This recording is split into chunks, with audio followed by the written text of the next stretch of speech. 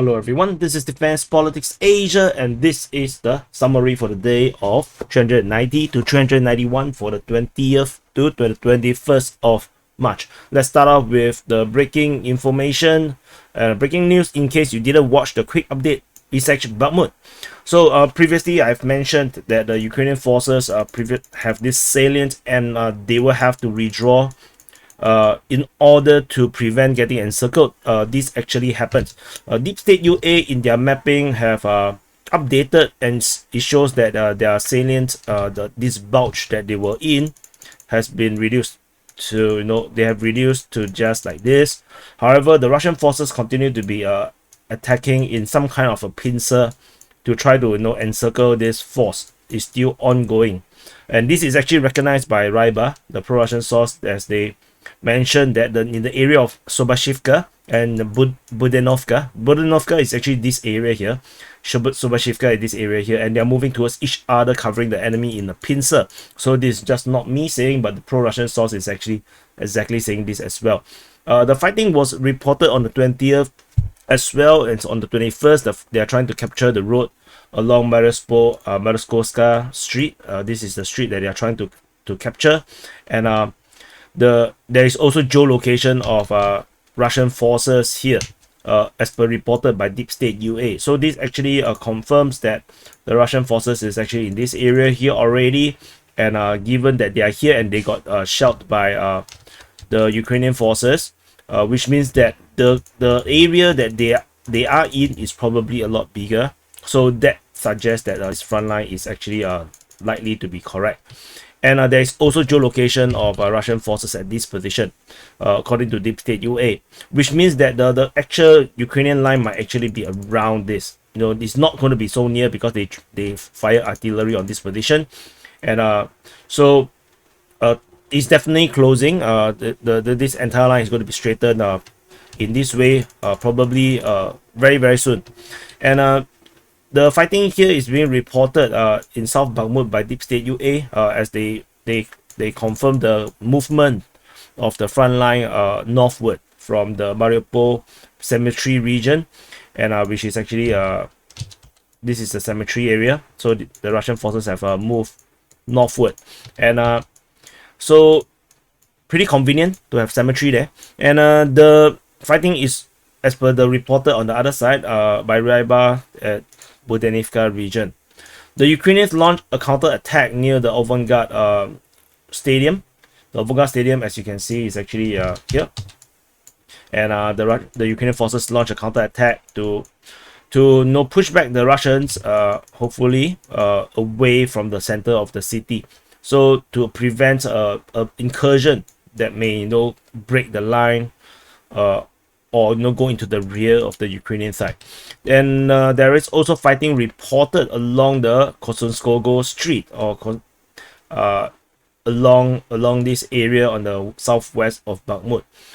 Geolocation of Russian forces is at this position, according to Deep State UA, and this is actually very close to the this where the MiG-17 monument was, and the fighting is reported in around this area here, according to SITREP maps and Ryba. And according to Ryba, the Ukrainian forces have been driven out of these multi-story buildings over here. So the Ukrainian forces have given up this position, as the Russian forces continue to be putting pressure on the Ukrainian side in this position, trying to reach this important street here, the Tchaikovskogo Street, which actually links directly to the highway towards Konstantinivka. So that's the situation over on the southern side of Bakhmut city. In the northern side of Bakhmut city itself, fighting is reported in the north of Bakhmut, according to the Ukrainian Defense Ministry, SITREP maps, and Ryba. And currently the fighting is still within the north non-ferrous metal plant region. Is still ongoing, and so they captured some of the workshops or what, but we probably will not know in terms of the details. Fighting is also reported along the street of Alexandra Kopakova Street, or Kopakovoy Street. Along this street, the street is actually this street here. This is the street that he's talking about. Fighting is currently ongoing in this area, with the Russian forces pushing from this direction trying to break into the northern or northwest of Bakhmut city itself. And there's a railway, going through this area, so you can kind of imagine that the push here will be rather separate from the one that is on the other side. So there will be this some kind of like an artificial divide of sort between these two sides. And over at the forestry region here, the forest here in the northwest of Bakhmut itself, there is a geolocation of Russian forces at this position, and Deep State UA suggests that there is still Ukrainian positions within the forest, and but they did acknowledge that on the 20th of March, the Russian forces is still pushing through, trying to push through from this direction within the forest towards Bakhmut. And but there is no way to actually reach Bakhmut because there is actually a water region here, and there's some kind of a river system over here. So it's more like trying to capture this entire area of the forest and then push towards Kromove, and which also puts into question, could there even actually be Ukrainian forces within this area, because it doesn't look like they can withdraw from this area if they are defeated. So I'm leaning towards that there is actually no Ukrainian forces here. I don't think so. I think the Russian indeed have captured most of this forest region. That would make a lot more sense than the Ukrainian mapping. And over at Kromove region, the Russian forces is still attacking very hard at this region here, according to Ryba on the 20th. And on the 21st, Myro Shinikov, the pro-Ukrainian source, actually reported that there is still heavy fighting at this region here, with the Russian forces trying to capture this elusive village here of Kromove. And if they can capture this village, then this will threaten the only route out of Bakhmut. They'll be able to take this, because this is actually so close. They'll be able to capture, break the road, and then there will be some kind of operational encirclement within Bakhmut. Of course, the Ukrainians can actually still go through this road and through Ivaniske and still do the same thing. However, this area here is extremely vulnerable, as the Russian forces is already at this region here. So this situation over at Bakhmut city itself. Moving on to greater Bakhmut, on the southwest part of Bakhmut city itself, at a region of Ivaniske, there is this contradicting report from Ryba, the pro-Russian source, that the forest region here is not captured by the Ukrainian forces, as per reported previously by Surya Maps. Surya Maps reported that the Ukrainian forces have captured most of this forest region in a counterattack. However, according to Ryba, this is not true, and they are currently holding most of the forest still, and they are actively fighting towards to capture and break the road here, moving towards Konstantinivka. And the information has been repeated twice by Ryba on the 20th, as they mentioned that the control of the site near the highway has been passes from hand to hand, and then the WAGNERs are attacking with the support of artillery and air force. And on the 21st, Ryba continued to report that the heavy fighting does not stop in the area of the highway to Konstantinivka. So if they say that they are fighting in the area near, I don't think it's going to be so far away as per like 2 kilometers. I don't think you call 2 kilometers near. So the Russian forces probably is still actually within this area here, that allows them to continue to be fighting the Ukrainians along this area here, where the Ukrainians are making their stand. So that would make a lot more sense to me. And there is fighting reported at Ivaniske, according to Ukrainian Defense Ministry. And then on the 21st, it was reported by Deep State UA and Myro Shinikov of the fighting towards Ivaniske. And as I mentioned, the likelihood of the Ukrainians have this salient here, or this area here, is very low. The likely front line is probably the Russian one is actually correct. So this is actually more likely still the front line, which means the front line have not really changed for the past 2-3 weeks. Further south, we have fighting reported near Klishchievka, according to the Ukrainian Defense Ministry in their this morning report today. And there is interesting reports of fighting towards according to the Ukrainian Defense Ministry on the 20th of March. And then on the 21st of March, the fighting is still ongoing towards the direction, according to Deep State UA, the pro-Ukrainian source. So there is this attempt by the Russian forces to push towards Proteshny. However, the front line is uncertain. We are not too sure where the front line is. So do take this spike with a pinch of salt. So moving up to the northwest of Bakhmut itself, the upper jaw of the Bakhmut pincer, there is heavy fighting reported at Donetsk, according to the Ukrainian Defense Ministry, on both days, on 20th and 21st.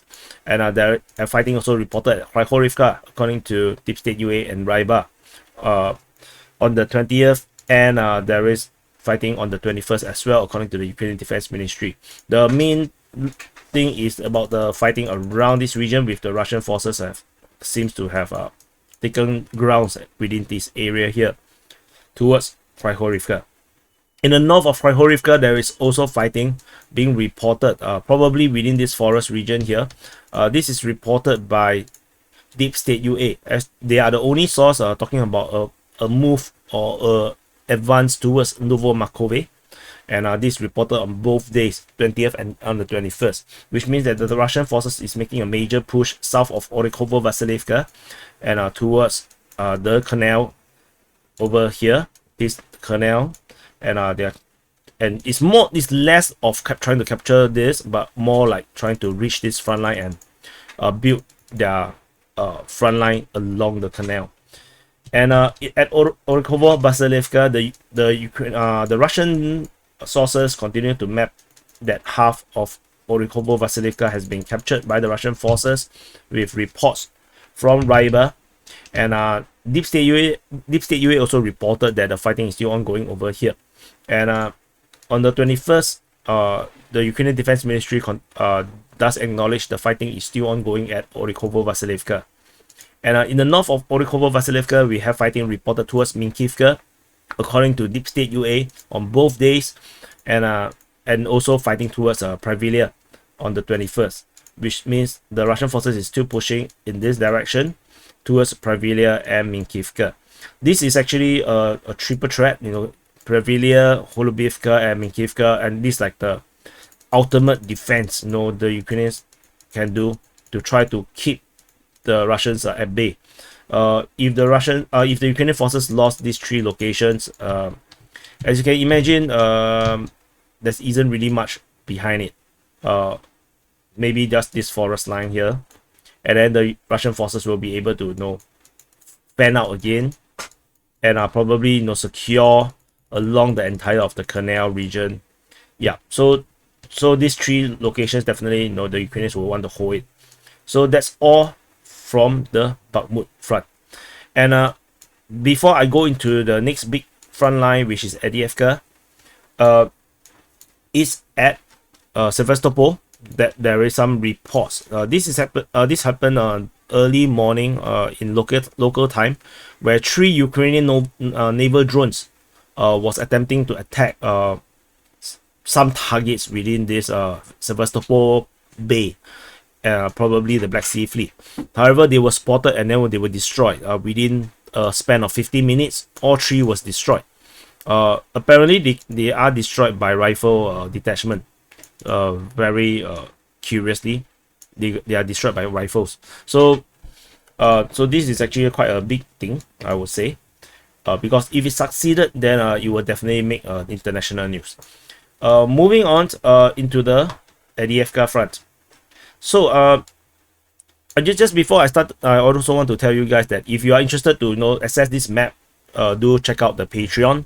The link is within the description as well. We also have the channel on Rumble. We just received the verified check mark on Rumble, the green check mark. So if you are a person who use Rumble, do subscribe at the Rumble channel.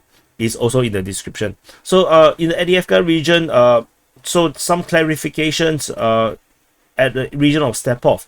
Apparently at Stepov, there are sources saying that Stepov has been captured by the Russian forces.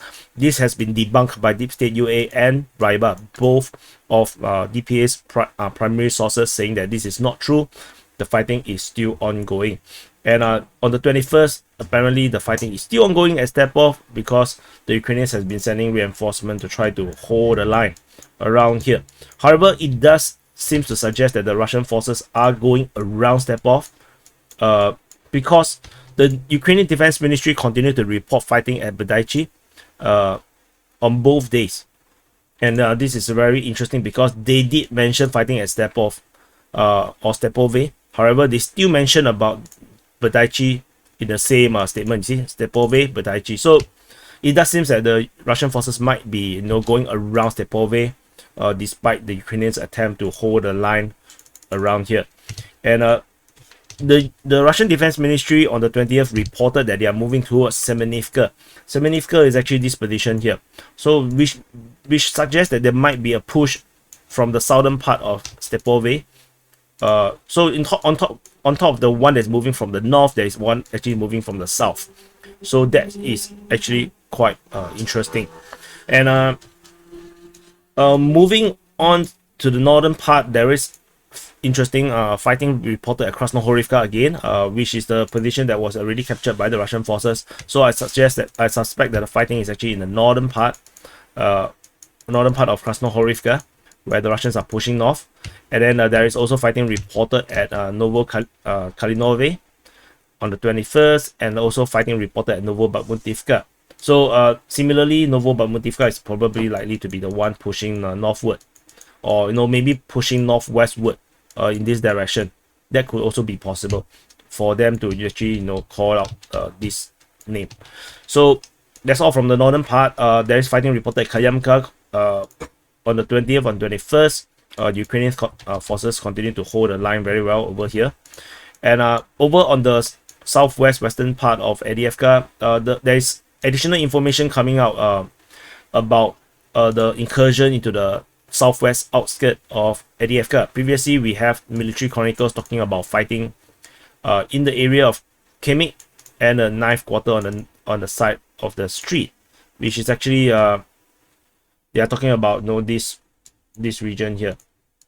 And it seems like the Russian forces have not exactly entered the city itself. They are still fighting on the outskirts, as Ryba reported is still on the outskirts of the 9th quarter of Avdiivka. And there's also fighting reported at Avdiivka according to the Ukrainian Defense Ministry on the 21st. That's all. On the 20th, Deep State UA only reported that there is fighting from Opitny, and so they didn't recognize, the Deep State UA did not recognize that the Russians have penetrated so far into the edge of Avdiivka. And over on the western part of it, there is fighting reported at Siversk, according to the Ukrainian Defense Ministry, on the 20th and on the 21st. And the Marinka also talked about this on the 21st. Vodian also reported fighting on the 20th, and on the 21st is reported by the Ukrainian Defense Ministry. 20th is by Deep State UA. Russian Defense Ministry on the 20th talked about Tonenke, which is this here. They're still talking about the push like this. And at Pervomainske, there is heavy fighting reported here as well, reported by the Ukrainian Defense Ministry. And at Nevelske, according to Baryshnikov, they say that the Russian forces is fighting very hard in this area. Especially on the 21st, they say that the Russian forces want to capture the village of Nevelske at all costs. So that suggests that the fighting here is extremely heavy. Of Avdiivka region, we have a Ukrainian Sukhoi 25 shot down over Nakhanorivka, which is actually as usual 40 kilometers away from the front line. This is rather consistent. It's always 40 kilometers away from the front line.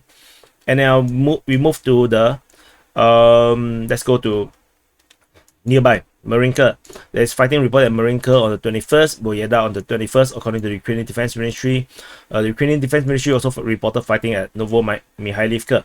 Shelling, however, is reported by the Russian Defense Ministry on both days instead of a ground offensive. And the shelling also reported at Voleda on the 20th and on the 21st by the Russian Defense Ministry. And that's all from the Novoleda Marinka region. And at the Zaporizhzhia region, the Ukrainian counter-offensive or spring offensive or Zaporizhzhia offensive has kind of failed. The fighting is now only reported south of Novodanilivka. According to the Russian Defense Ministry, they said that there's one Ukrainian company supported by armored vehicles tried to break through with smoke screen on the 20th, and then it was repelled. And since then, there is actually no more reports of this Ukrainian offensive on the 21st. This is taken out, and Russian Defense Ministry simply reported for shelling on the 21st.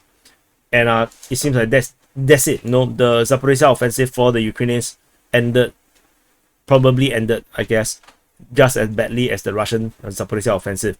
So this front line here along the Zaporizhzhia line is going to be stagnant for a really long time, by the look of it, because as far as my understanding goes, north of Melitopol, the Russians actually have at least 3 lines of defense or more.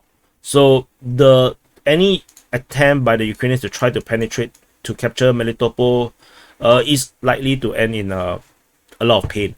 I don't think it's going to be so easy, because in the Donetsk region, they only the recognized line was only 1 line, and at Zaporizhzhia region, this is like multiple lines.